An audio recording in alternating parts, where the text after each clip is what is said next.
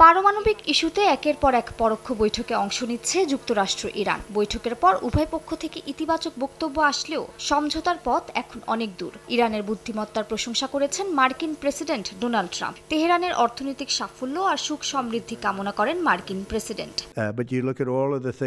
দেখা যাক আমরা ইরান ইস্যুতে কি করতে পারি। তবে এই আলোচনার ফলাফল বেশ ইতিবাচক হবে বলেই আশা করা যাচ্ছে। তবে কেউ পারমাণবিক অস্ত্র রাখতে পারবে না। তবুও এখন পর্যন্ত আলোচনায় তেহরান যৌক্তিকতা ও বুদ্ধিমত্তার পরিচয় দিয়েছে।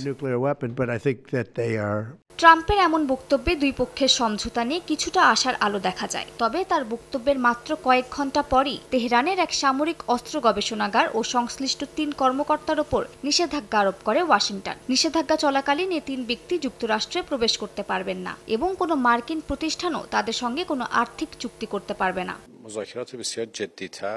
মার্কিন নিষেধাজ্ঞা সম্পর্কে কোনো মন্তব্য না করলেও ইউরোপের দেশগুলোকে কড়া হুঁশিয়ারি দিয়েছেন ইরানের পররাষ্ট্রমন্ত্রী আব্বাস আরাকচি। ফরাসি ম্যাগাজিনকে দেয়া সাক্ষাৎকারে তিনি জানান, যদি ফ্রান্স, যুক্তরাজ্য, জার্মানি জাতিসংঘ নিষেধাজ্ঞা ফিরিয়ে আনার স্ন্যাপব্যাক পদ্ধতি চালু করে, তাহলে উত্তেজনা এমনভাবে বাড়বে যা আর ফিরে নেওয়া সম্ভব হবে না।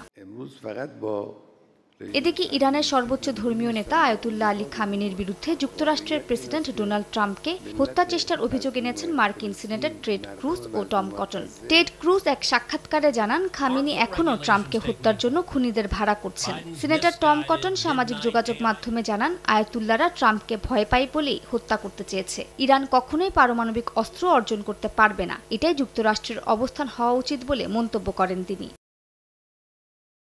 মালিহা সুহরওয়ার্দী, সময় সংবাদ।